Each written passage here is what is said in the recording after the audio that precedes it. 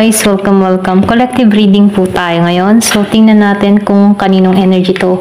Kanino yung mapipick up natin energy. Pwedeng sa'yo, pwede rin sa iba. Okay? So, piliin nyo na lamang kung alin yung parte nyo. Huwag nyo sakupin ang lahat ang hindi para sa inyo. Okay? Ayan, start na ako. And thank you nga po pala sa mga nag-subscribe, lalo na po sa mga bumabalik. Marami pong salamat. Give me the message for collective.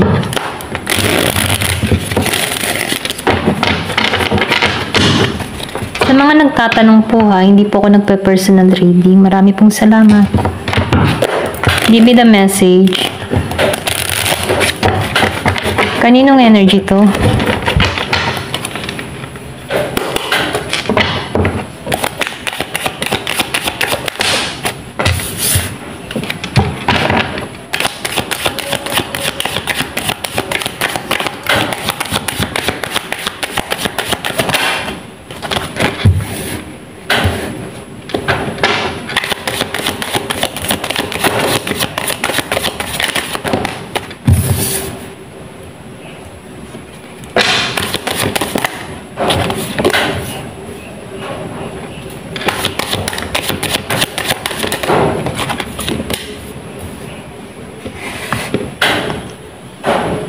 Nakikitaan ko dito, no? Meron ditong tao nagkakaroon ng kaliwanagan, okay? Siya yung tipo ng tao na marami siyang kinakaharap na responsibilidad, ano? Merong Virgo. Pero ganoon pa man, nakikitaan ko dito nagkakaroon to ng light, okay? Nabubuksan yung kaisipan niya dito. Kumbaga, nakikitaan ko dito na nahanap niya yung informasyon na gusto niyong malaman dito, okay?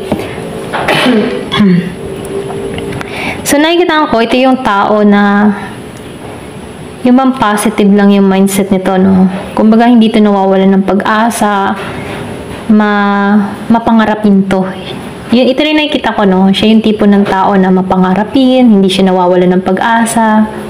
Kahit may mga pagsubok siyang kinakaharap, nahanap siya ng solusyon sa mga problemang kinakaharap niya dito. Ito rin nakikita ko, no? So, nakikita ko rin dito, meron ditong papasok, ano? Kung meron kang mga tinatanong, kung meron kang hinahanap na information dito sa tao na to, kasi nakikita ko dito, meron siyang tao dito na ninanais niya pa rin ngayon or umaasa siya dito sa tao na to. So, nakikita ko rin dito, no? Kung ikaw may nagtatanong dito kung mahal ka pa ng tao mo or meron kang tinatanong, mahal pa kaya ako ng tao nito? Gusto pa kaya niya ako makasama? Meron ditong oo, okay? Oo ang sagot. Meron nung nakikita dito, merong mensahe, marireceive tong tao nito or pwede rin sabihin, ikaw gagawa ka ng hakbang para mag-message sa tao nito. Okay? Ito rin nakikita ko, no? Meron ditong nangangarap.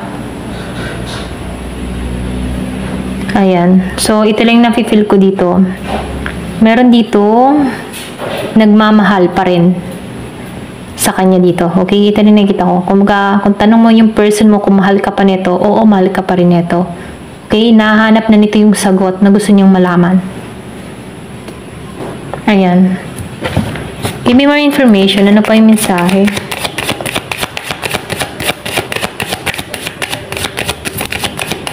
Yung iba sa inyo, nakikitaan ko dito yung pag-alis, okay? Meron ditong travel na gagawin. So, nakikita ko dito, no? Meron ditong matagumpay na tao. Okay? Meron ditong magkikitang muli. Or pwede rin dito, meron ditong makikipag-ayos. Give me the message. Merong mensahe kang marireceive dito. Okay.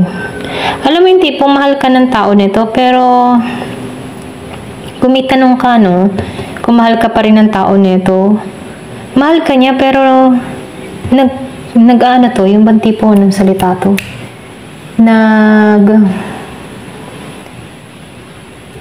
Yung tinitiis ka niya, okay? Tinitiis ka niya, or yung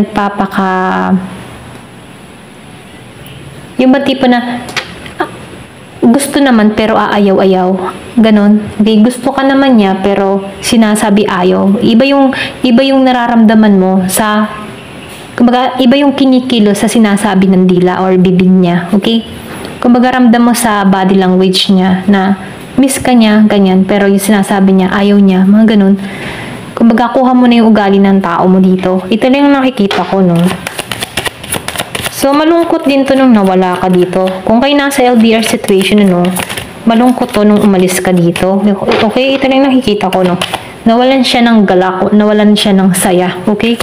Pwede na nagkalayo kayo dito. Pero ganun po man, nakikita ko dito, meron ditong nananagana. Kumbaga, meron siyang tao dito na nananagana at yung isa naman, problema. May problema sa pera. Kung meron ka mang kadiling na Virgo, Capricorn, Taurus, okay? Nasi-short to sa budget or meron tong malaking pinagkakagustusan, ano, kung bakit.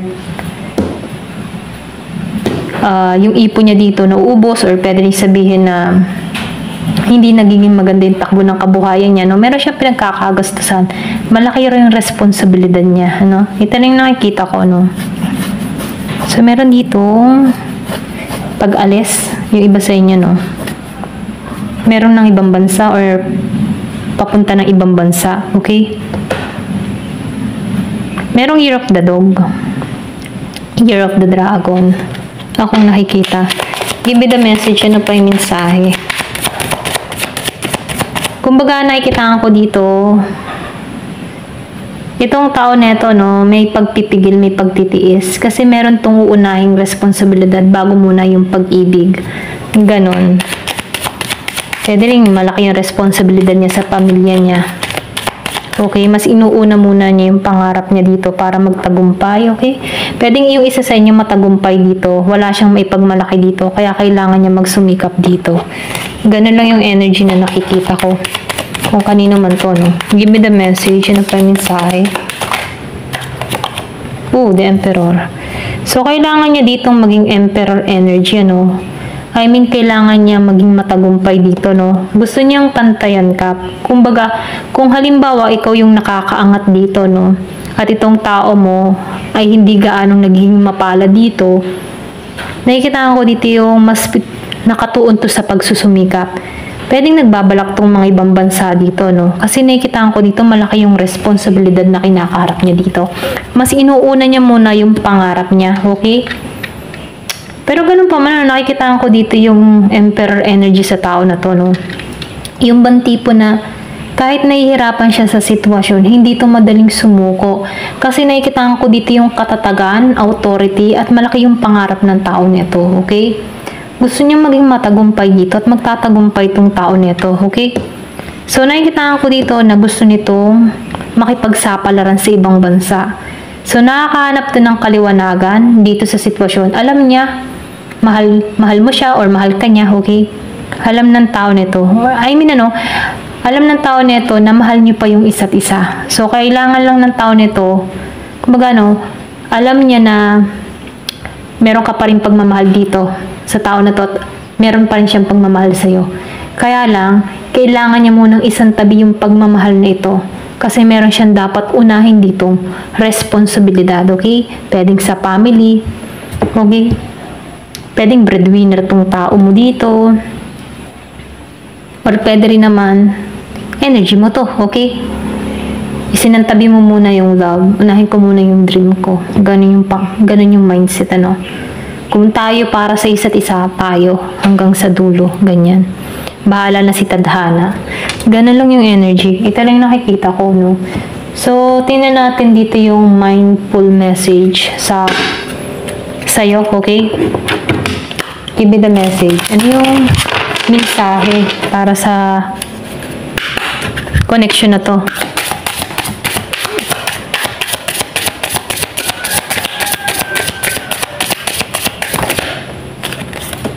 So, meron ka ditong edge of greatness.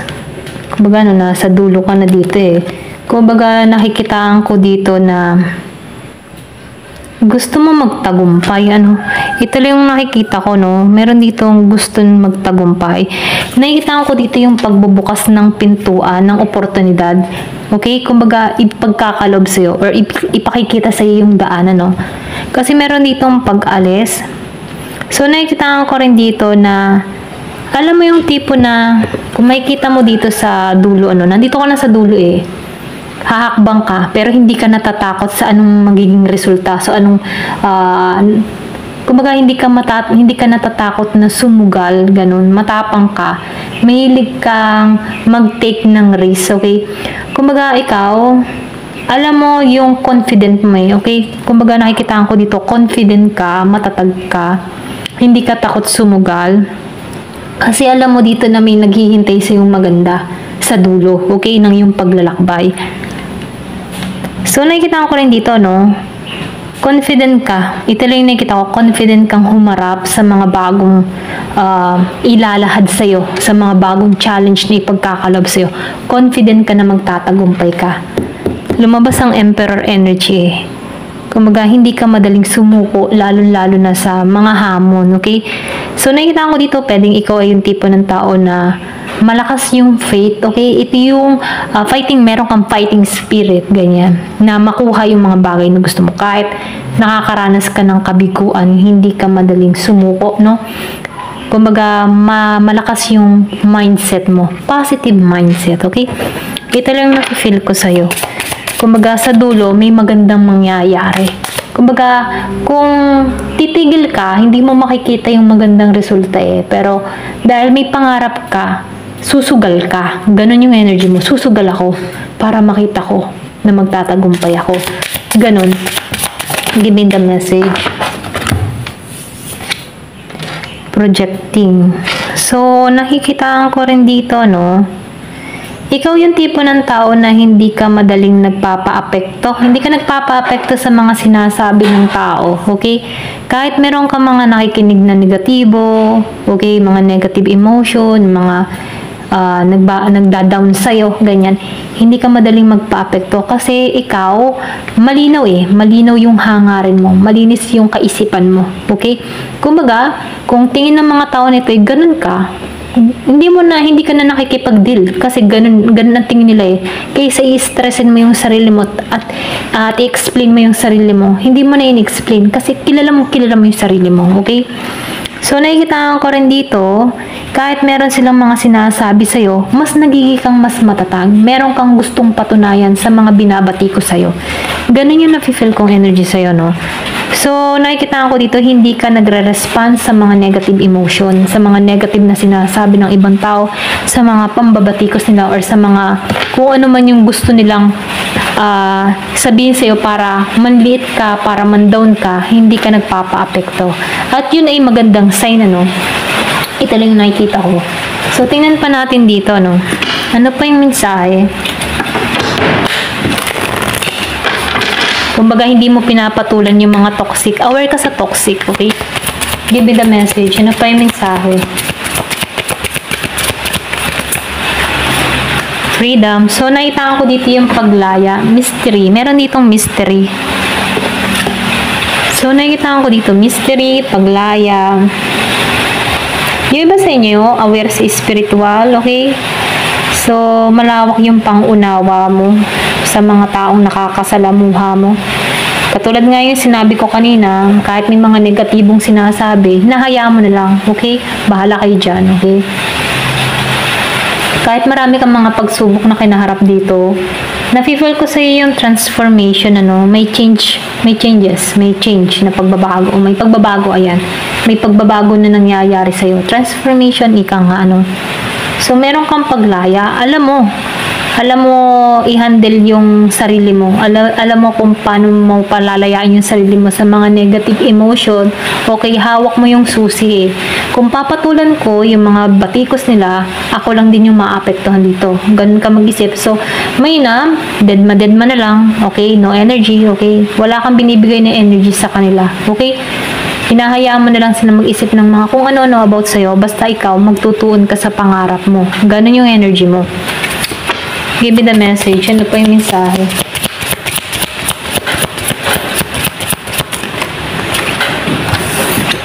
Light. Okay, so nasa light kayong kanina sinabi ko.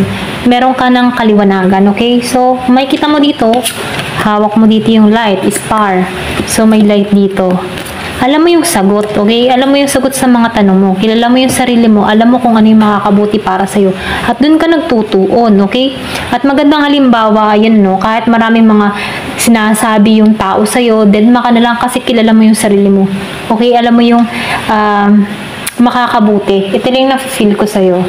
So, tingnan natin dito, no, kung ano pa yung mensahe sa insightful message. Give me the message.